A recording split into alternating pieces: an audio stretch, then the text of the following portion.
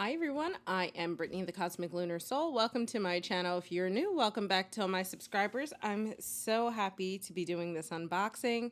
I am going to be unboxing the This Might Hurt Tarot. I splurged and got the special edition, so let's go ahead, crack this open, and talk about it.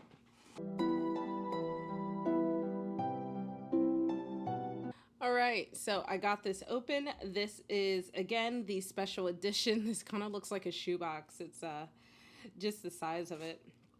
I purchased this from Liminal 11. This retails for €80. And let's go ahead and look at this awesome box. So it has all of this holographic foiling, and the box itself is also shiny. So not only is it just large, but you know, it has all of the artwork and stuff on it. So on the outside you see this lovely blue color, and then cracking it open, look at this vibrant pink. It's very matte inside, and I don't know what people's fascinations are with like French bulldogs. They're quite ugly, but there's a French bulldog in here. So yeah, there's a lot going on in this box, a lot more than if you saw my Citadel Oracle. I'll put it in the description below. There is definitely a lot more going on. I wish that I had waited 2 more decks. This is deck number 748 out of 2,000. So if you want to get this, you have up to 2,000 copies to get the limited edition. This comes with a cool tarot cloth. It's interesting that this costs less than the Oracle, special edition Oracle, but it comes with more stuff. This is quite large. It feels like a cotton cloth, and it has all of this lovely I guess vinyl. I think it's like heat pressed vinyl. It's really pretty and has all of the motifs of the tarot deck. It comes also with the This Might Hurt Pocket Tarot Journal. And oh, that's actually really cool. So if you are using this as your travel deck, you can have a little travel journal to go along with it. And it's very simple. It has the date, it has whatever your query is, your question, the spread you used, and the cards you pulled, and then a space for your interpretation. And that's how the whole book is laid out, with cute little artwork that changes from page to page. Some pages don't have any, some have a lot. So, quite nice. And it has the cool floral print here, and one of the cards, it looks like the Two of Swords in the back. So the tarot deck is the classic Rider-Waite-Smith clone, 78 cards. And then the Oracle deck is, let's see. Then the Oracle deck is 34 cards. I didn't mention it earlier, but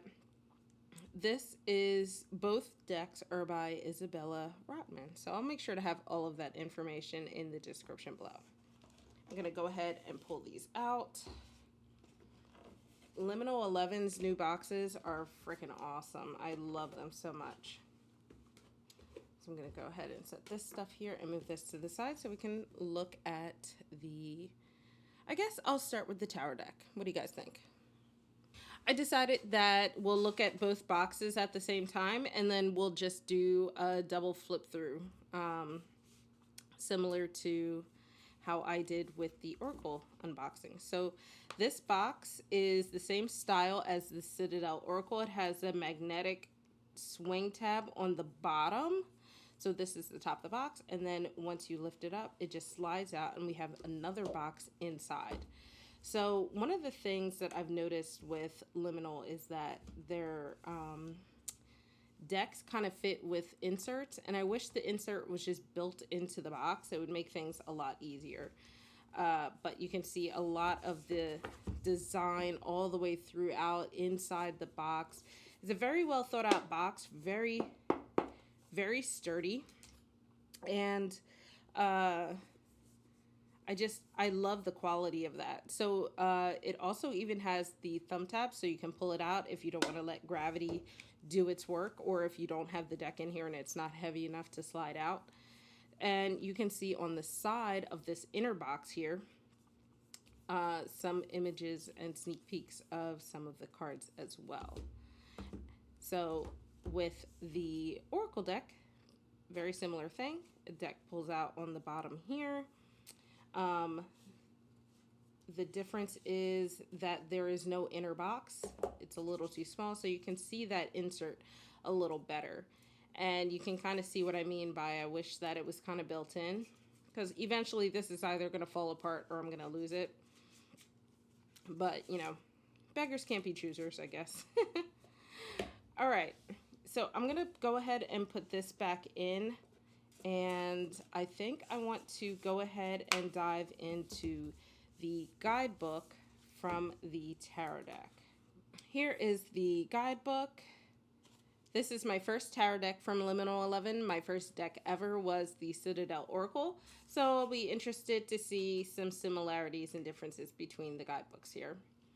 We have our table of contents. This is fully colored and illustrated throughout the book. So this just goes through and does a few intros about the author, about the deck, and, you know, their perspective of things. And then it very quickly just starts in with the major arcana. It explains just a little bit of backstory about the major arcana, and then immediately goes into the cards. So one of the things that I noticed, which I don't really like, is that there are no keywords. I really enjoy decks that have, or guidebooks rather, that have keywords. Just because sometimes when you're doing a reading, you're not really looking for all of the flowery descriptive stuff. You're just looking for like a quick, you know, something that's on the tip of your tongue and you can't think of it, that kind of thing. But what I do like, and I've mentioned this in other videos about other flip throughs, is I like that they include the images on the cards, so you can kind of use this as a bibliomancy style. All of the meanings here seem very upright. Yeah, all of the meanings, at least for the majors, are upright. So let's flip forward when we get to the minor arcana. It explains an overview of the minors. It talks about the different suits here. And I love how they illustrated each one. And of course, I love when they're thoughtful about this, including the tarot numerology. I like that it's closer to the actual minors as well, so that's really nice.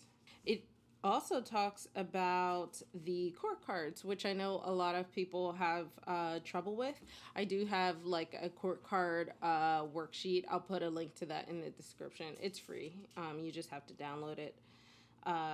So if you're struggling with court cards, you can use my worksheet, and you have this lovely book that kind of gives a quick synopsis of everything. So for the minors, you kind of have the image of the card, but only like a sliver of it. You can see it on the side. With the minors, something they introduce is like a key phrase. So like, for instance, Seven of Wands is listed as King of the Hill. The Knight of Wands is listed as the one who rides like she's on fire. The Three of Cups is the party with friends card. So that's quite interesting. I can definitely get the vibe from this book, though, that it's really, really focused on upright meanings, which isn't inherently good or bad. It's just something. And, you know, when I do these flip throughs, I just like to point things out that stand out to me. This is very macabre. The Five of Pentacles is listed as the dying alone in the cold card. This is very sad. Oh, I use this phrase all the time. Three of Pentacles is teamwork makes the dream work. I really should put that on a t-shirt, but I don't know if that's copyrighted or not. So the back is where you have all of the like fluff stuff, how to read the tarot, performing a reading, and it just goes through the steps on how to do that. Here it does talk about reversed. The first paragraph is really about just in general what happens when a card is reversed and how you can interpret it. So she explains many guidebooks offer specific reversal meaning for each card. Everyone has their own opinion on what reversals signify. Some readers say that reverse cards mean the opposite of the upright, while others take a more nuanced approach. What you do is up to you. My only suggestion is that you decide before you start a reading if you are choosing to read cards reversed or not. Oh, and then it explains, I have not given reverse meanings in this book, so you can interpret them any way you choose. She says, my own personal interpretation of reversals, however, is that when a card appears reversed, it indicates that the qualities of the card have been blocked. It's actually a really common method of reading reversals. When a card appears, the event in the card must come to pass, but if the card is reversed, something is preventing that from happening, and you as the reader must identify why and how. Okay, that's cool. Here we get into the different tarot spreads. You have the classic, 3 options. We have a cycle of healing spread. So this looks like this is a 6-card spread, and it's like focusing on what you need to do to find healing about a specific thing. And then this is Path to the World spread. All right, I'm going to go ahead and set up for the flip through, and then I'll be right back.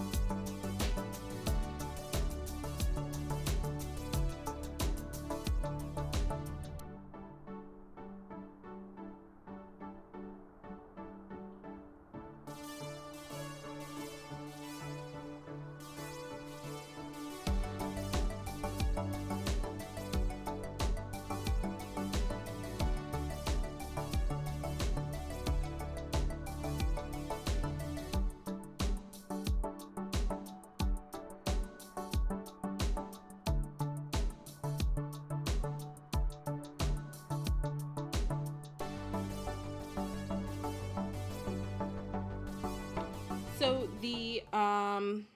that was the flip through. These cards are very glossy. You can see that. It's very counter to my Citadel deck, which was hot. It was uncoated matte. They have a holographic foil on the edge. I'm a little annoyed because it came with like a scuff already, but I already know I'm rough with my deck, so it's just I don't like buying things and they don't come to me in pristine condition, even though I know like literally after I shuffle this for you guys, it's already gonna have scuffs on it. So I need to just like get over it. But the cards are a really good size and they are a really nice card stock. They're actually a little on the heavy side, but it doesn't make the deck huge, maybe because they don't have extra cards or because the size of the deck is manageable this way around. But so I don't know if you noticed or like if you could tell in the flip through, but you might be able to notice if I do this. Like you can see how it is very, very chunky. I think this deck is going to take a lot of breaking in. That's actually kind of common for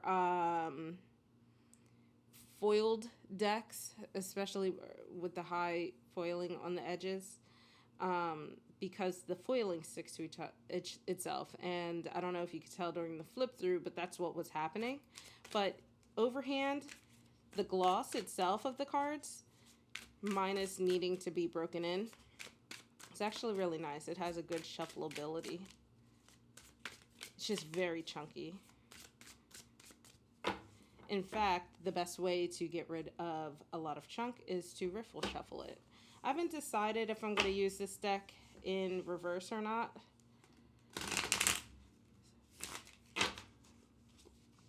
Since the deck calls to not be reversed, I might just use it upright for a little bit and then switch it out and see how I feel. Ooh. Ooh. Excuse my shuffling. I jammed my thumb in dodgeball. You can probably see it's still a little swollen. And it's making shuffling, especially riffling and bridge shuffling, really hard. But I can say, despite that, I can't even grip the deck. It's crazy. Despite that, though, it's riffling even a bit chunky. So it's going to take a bit of breaking in, and maybe I'll use this during my live stream to get some more broken inness going. But you can see, even after just those few shuffles, it's already doing much better. Yeah. Okay, so let's talk about the artwork. We see on the back the deck, the backs of the deck, sorry. The image is fully reversible, so if you do shuffle in reversals, then, and you just depending how you pick your cards and stuff, you will not notice a difference with that. The images are very vibrant, like shockingly vibrant, in a good way. You know, when you see photos online and stuff, you're like, oh, that's obviously, you know, they enhance the vibrancy, enhance the saturation, enhance the contrast to make everything look really crisp. No, these cards, guys, look like they were like colored and inked right in front of me. They're gorgeous. It provides a lot of depth to the card without it, you know, without needing the card stock to be different. So with my Meraki Tarot, or Meraki Tarot, the cardstock is that rose petal finish, which adds a lot of depth to the colors. It gives like this sort of like depth when you're looking at it that sometimes it's hard to achieve when the cards are matte or even just slightly glossy. A good example of that is the Lightseers Tarot. Beautiful images, but there's no depth. You can tell that it's a drawing, if that makes sense. This looks like I'm like looking at a TV screen almost in high def. That's what I'm looking for, the word. It looks very high definition, this style of art. I just love how it's done. And look at this King of Pentacles. This King of Pentacles looks like a whole scrub. I just like get off the couch, stop drinking wine, and go clean up. The garden is a mess. I don't know if he's necessarily my most likable um King of Pentacles, but I do love myself this High Priestess. I feel like I've mentioned this a lot of times, but I take the High Priestess as one of the signifiers, and I love that she looks like me. And this card is just very beautiful. It has like this nice relaxing feel. And I like their take on the two pillars and the moon symbols, the crescent. So if you are, so I was very much so on the fence about this deck. I really like, I even said in my last live stream, I would never get this deck because it's like all the other decks that I have. And honestly, I really, really like it. I'm so happy that I picked this deck up. It feels really good in your hands. Obviously, that high gloss can be difficult for live streamers such as myself, but in terms of just using and enjoying a deck, it's quite beautiful. I like the interpretation, still modern, but still very reflective of the Rider-Waite. Here is the Queen of Pentacles. This is another one where I see myself in the cards. Quite beautiful, just so serene, and I like that she's on a little Vespa. I had dreams of grandeur of getting a Vespa when I lived in DC. And then I do like the Strength card as well. This very much so reminds me of having to pry my cat's mouth open every time she decides to eat something off the floor. So guys, I'm going to switch over to the Oracle deck, but let me know what you would like to see me pair this with. So go through my flip throughs, look at my Oracle decks, and see what you would want me to do a pairing with. All right, I'm going to go put this off to the side, pull this out, and we'll be right back. All right, here is the guidebook for the This Might Help Oracle. Let's just go ahead and get into it. Opening this up, first thing I noticed the difference is this is not colored, but it is fully illustrated, somewhat, yeah, fully illustrated throughout. We have our table of contents, and of course the classic introduction, how to use, and then it immediately goes into the cards. So the cards are set up, basically you have the number of the card and the name of the card, kind of like a key phrase, and then the major arcana association. And they're actually quite obvious. If you want me to do a second flip through that shows the correlation between the This Might Help and the majors in This Might Hurt, just comment below and let me know. But the guidebook's set up in the same way, where it kind of just goes through the explanation of the card.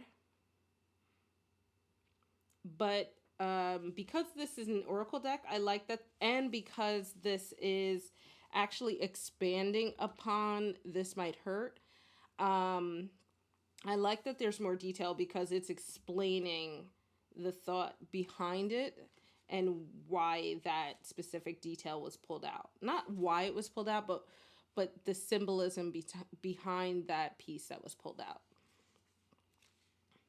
So that's kind of how it goes on throughout the whole thing. And remember, this is, there are, because this is, 33 cards, because this card starts at 0 and we end at 33. So it's 34 cards. There are cards that don't have a arcana association. So what they are there are 2 cards associated with each element. We have 2 water cards. We have, oh no, I lied, I'm sorry. We have 3 water cards, 3 air cards. Apparently I can't count. Um, 3 fire cards, and then 3 earth cards. Yeah, that makes sense. But it's a really tiny guidebook. The way the cards are, I would almost use them in a Lenormand style, I feel like. I don't know yet. I would have to use them and see. But what I'm going to do is get ready for the flip through. You'll kind of see what I'm talking about when I say that there are elements from the majors that are pulled out and into the card. And then we will talk about it.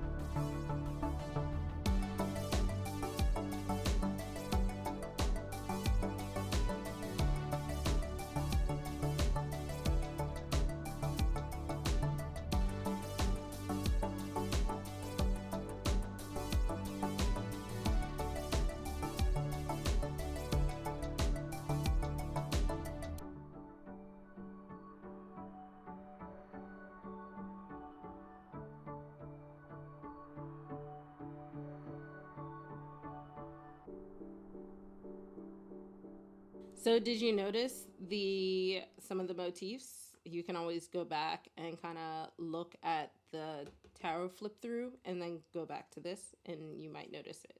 So we have the dog, the little doggy that's hanging out with the fool. We have the magician's candle, which they are calling the magician's wand. We have that veil that was behind the high priestess.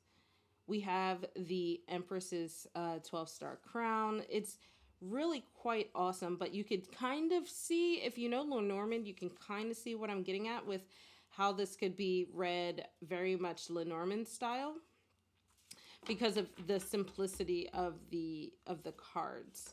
So the this kind of has like a playing card size, but let's go ahead and do a quick shuffle. These aren't gilded on the edges, so they're a lot less sticky. And they shuffle very well. I can see, let's see if we can do a riffle. It's small enough that we probably can. Yeah. I wouldn't bridge these. I think that if you bridge them, just the way that that felt, you will build a pretty bad bend into it. But with the riffle, you can get almost just like a flick because they're so small. They want to just flick back into place much more easily. I think that will probably work out better. So I mentioned that the cards are really, really simple. You have basically just this foiling border on all of them. You can kind of see that over the glare of the actual card. The card itself is the same gloss as the This Might Hurt. And another difference is there's, like I said, there's no foiling on the sides here. Sometimes the foiling is more prevalent, like in this, it becomes part of the card. And then other time, and then also here you can see a big chunk in the sun as well. And then other times like this, very small highlights. You can probably see that on the boot here, on the rope going up. So I do like that the foiling can kind of create this, it kind of helps create the shadow and the highlight, the shadow or the highlight of the card. It kind of reminds me of how my green glyphs decks were done, especially the green glyphs, Lenormand or Oracle. I'd have to go back and check, but I'll put the link in the description. It kind of reminds me a lot of how that's done. But I really like this. I like the combo of this deck. And again, guys, if you want to see how they pair up, comment below and let me know. All right, guys, that was my flip through of This Might Hurt and This Might Help. I really love these. It was my impulse buy for the year, I suppose, and I am super happy for the impulse. It was a good choice. So if you enjoyed these, comment below and let me know. If you have this deck, let me know what you pair this with. If you have this Oracle, let me know how you've been enjoying using it, how you do use it, and give me some ideas. Alright guys, if you enjoyed this video, give me a like, hit that subscribe button, and that notification bell so you don't miss out on any future videos, and I will see you next time. Bye!